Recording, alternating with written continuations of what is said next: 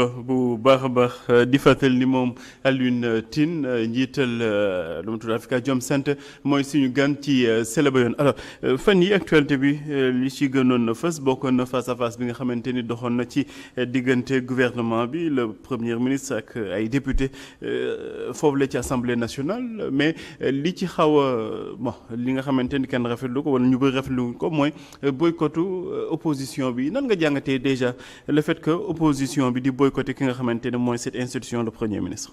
waaw xam nga man toujours ma wax ko problème bi ñu am Sénégal mooy haine bi nga xam ne ñii dañ ko am contre Macky Sall ak haine bi nga xam ne dañ ko am contre Sonko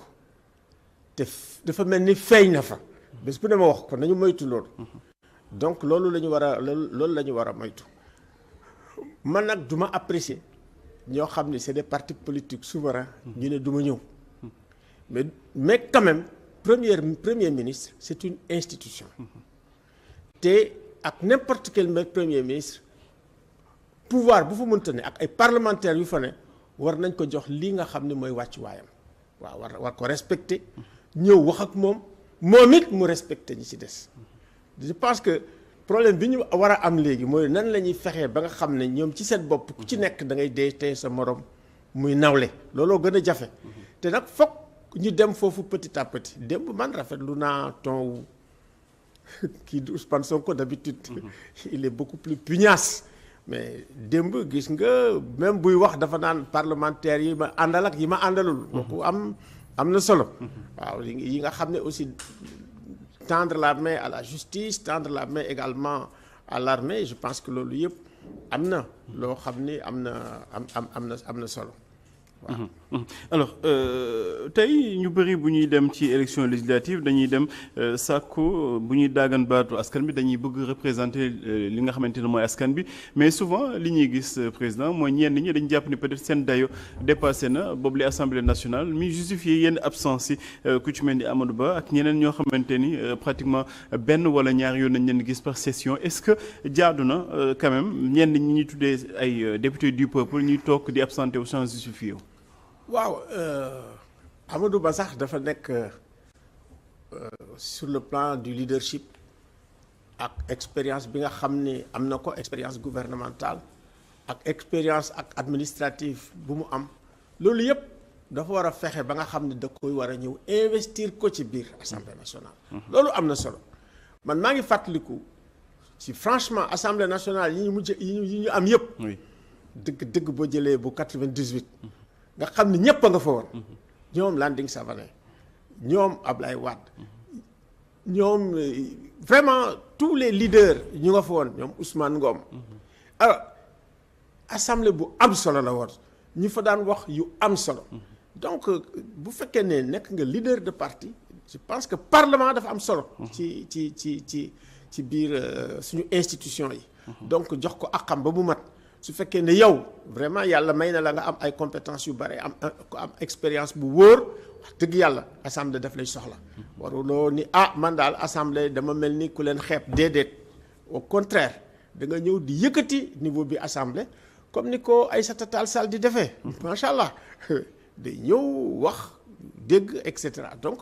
mel ni Amadou Ba soxla nañ ko fa absentéisme bi ci biir assemblée nationale wax dëgg que c'est un problème. jotul ñu wut ci ay sanctions surtout bu fekkee ne leader nga c'est un problème.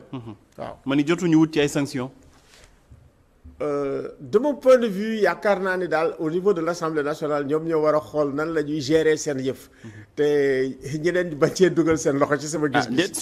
suñu ay ndaw nañu. dañ leen di la ñuy représenter. oui. Parlement dafa am solo. oui boo xoolee histoire. parce que dans les grandes démocraties absence yi kenn xalaatu ko fa def. les grandes démocraties parlement bi dafa am rôle bu essentiel bu muy jouer. c'est démocratie ci parlement la commencé. oui il faut ñu xam loolu. parlement au départ parlement sax moo créé nation. parce que bi ñu commencé ñëw les états généraux ci la ñu commencé ni assemblée bi ak ñi ko rassemblé ñooy. La nation ñun mu nekk l'Assemblée nationale en réalité si tu veux le contenu politique ñëw ci au niveau de la nation au départ nation ci dans le Moyen Âge mooy noble yeeg ñi nga xam ni ñoom ñoo doon kii les serfs ak ñi ci des bokkuñu woon ñoom ils étaient tout simplement loyaux par rapport au roi nga xam ne dañu daan guerre ñi dem fii ñi dem fële amuñu woon nation mais donc Assemblée nationale représentant wu peuple bi la c'est extrêmement important li nga xam ne mooy ak xam li nga xam ne aussi mooy dayoom ñu jox ko ba mu mat sëkk ça c'est extrêmement important booy juger cette législature la 15e par rapport ak yi nga xamante jot na fi jàll ak promesse de rupture yi ñu waxoon ak yooyu da ngay jàpp ni nekk na lu effectif wala ba tey yaa ngi xaar. Assemblée changé wul wax dëgg yàlla. changé wul. non vraiment changé wul. indi nañu tablette am nañu télé. Assemblée changé wul. changer règlement intérieur oui. il faut que bu ñuy def sax li ñuy wax nu mu tuddati la séparation des pouvoirs. dañu ne Assemblée nationale ak li ñuy wax aussi le pouvoir exécutif daanaka bloc lañ formé Montesquieu sax da koy wax boo demee ci pays yu bëri benn la parce que su fekkee ne àndoo ak sa Assemblée nationale mënuloo gouverner loolu mën nañ ko comprendre mais en même temps Assemblée nationale en tant que si tu veux yow yaay contrôler budget bi donc li ñuy wax seen faiblesse ci li débat bi nga xam ne moom la ñu am au niveau du budget tey débat bi nga xam ne au niveau de la dette am nañ ko vraiment quelques rares ngay gis comme ñoom Tafsir Thioye vraiment ñu lay indil ay affaires yoo xam ne sax xaw naa leer ci biir. or débat yooyu mooy le débat essentiel parce que débat économique bi mooy débat essentiel suñu débat li nga xam ne mooy suñu budget fan lañ koy dugal ak nag lan mooy contrôle Assemblée nationale kooku faiblesse bi feeñ na ci débat global bi nga xam ne tey am nañ ko sur la question de la dette et cetera. Voilà. Alors ñu delluwaat ci premier ministre ñëwam ca boobu la Assemblée nationale opposition bi bañ koy boycotté parce que dañ jàpp ni tribune la rek bu ñu ko bëgg offrir tribune politique pour mu régler ay comptes politique finalement politique sax néew na ci boobu lay jàkkaarloo ak député yi nooy jàngatee déjà ñëwam bi tey ji boo doon apprécier li mu fa jotoo def nan nga koy apprécier. xam nga nag ñëw bi dafa nekk dans un contexte politique tout à fait spécifique donc après Terra meeting bi. donc à partir du moment bu muy ñu ne day ñëw rek ñëpp ay focaliser wu Sonko c'est pas n'importe qui. li muy wax aussi il faut nga analyser ko bu baax. ci fànn yu bëri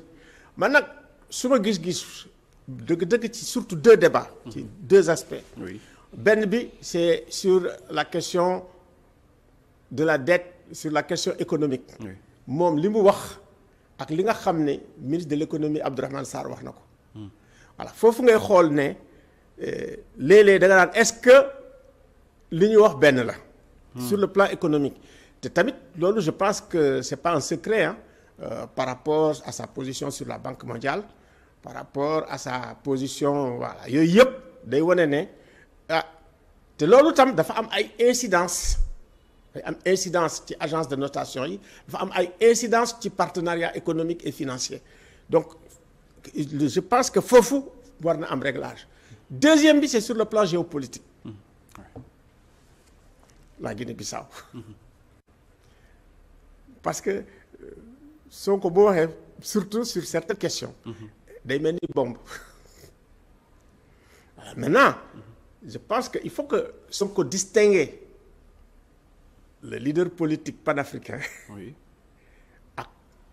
l'homme d'État le premier ministre parce que premier ministre bu waxee bombe la bu waxee loolu la ñu nii di jàpp même bu nee chef de gouvernement la li mu wax loolu lay jàpp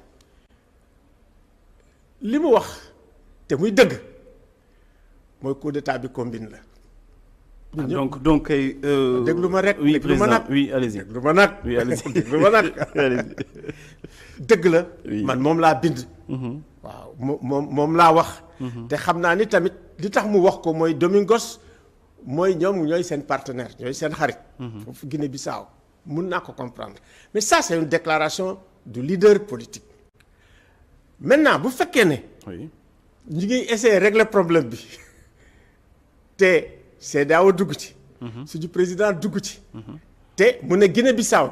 c'est notre arrière-cour suñu géopolitique la. du géopolitique u Sassou Nguesso Guinée-Bissau suñu géopolitique la. oui je pense que foofu mun nga ne gars yaa ngi ciy liggéey naa leen bàyyi parce que en réalité man sama gis-gis kii di Embalo. moom problème la mais ci solution bi la bokk parce que ñee fa toog moo leen fa teg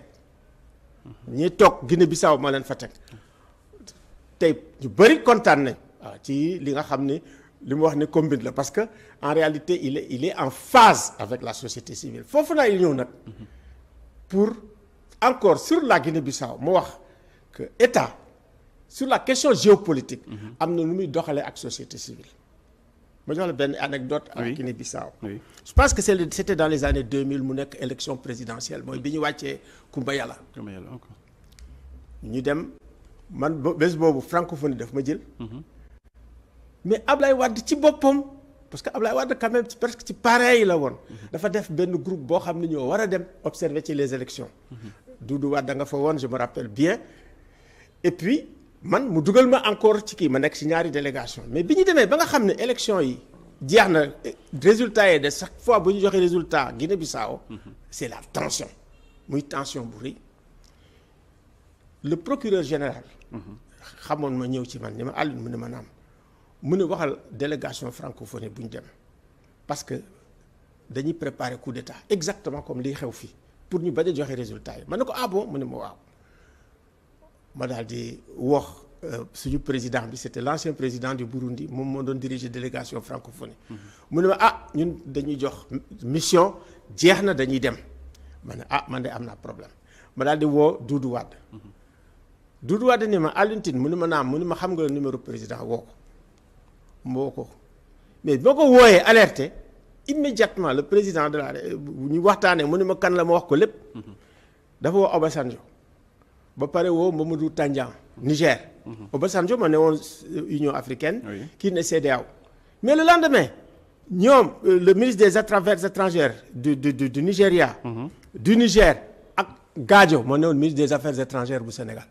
dañu ñëw ils ont empêché l'affaire ça veut dire que en réalité prévenir nañ ko alerter nañ parce que alerte aussi bu ñu waxee alerte da ngay am réponse quand nous avons fait une alerte en tant que la société civile kii dafa joxe réponse rapide donc travail boobu mun nañ ko di def ak mun naa joxe exemple liggéey nañu sur le Mali le train de la solidarité c'était madame Diouf moo ko doon def mais RADDHO moo ko doon organisé bon Mauritanie dem nañ fa ak Ablaye Wade réglé nañ yu bëri donc il faut que sur le plan géopolitique ñun ñu ngi ci société civile ñu ngi ci terrain bi xam nañ affaire yu bu baax xam nañ autorités yi xam nañ société civile xam nañ ñëpp te dañuy am ay informations yoo xam ne des fois état yi duñ ko am loolu nag war a tax ba nga xam ne sur le plan géopolitique surtout à la CEDEAO ñu souhaite nan la ñuy liggéeyee ak société civile ça c'est extrêmement important wax nga ko sànq ci say kàddu moom dafa jiite li nga xamante ni mooy gouvernement